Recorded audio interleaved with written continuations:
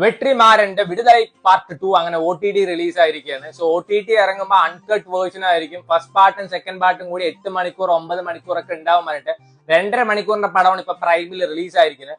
Digital platform ആയിട്ട് കാണിക്കുന്നത് C5 ആണ്. ഇനിയിപ്പോ അതിൽ ഇറങ്ങുമെന്ന് അറിയില്ല. സോ സിനിമയെ പറ്റി പറയുന്നതിന് മുമ്പ് 2026 ഫിഫ വേൾഡ് കപ്പ് ഏതൊക്കെ രാജ്യങ്ങളിലാണ് നടക്കാൻ പോണത് അറിയണവര് പറയും. സോ വിടുതലൈ പാർട്ട് 2 ആ far cry from Viduthalai part 1 എന്ന് പറയാം. അതായത് ഫസ്റ്റ് പാർട്ടിനെ വെച്ച് നോക്കുമ്പോൾ 7 അയലത്ത് പോലെ എത്താത്ത ഒരു സിനിമ എന്ന് വേണമെങ്കിൽ പറയാം.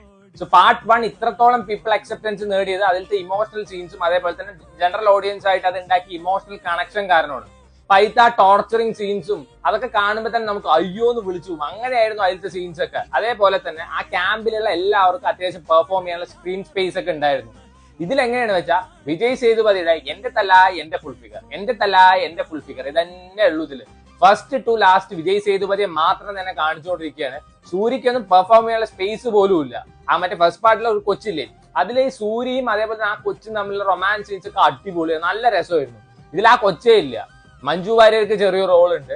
സോ ആദ്യമൊക്കെ നമുക്ക് പിന്നെ ഈ രസത്തിൽ കണ്ടിരിക്കുക. പക്ഷെ കുറെ ഒക്കെ ആകുമ്പോൾ ഭയങ്കര ബോറടി ആയിട്ടാണ് തോന്നുന്നത്.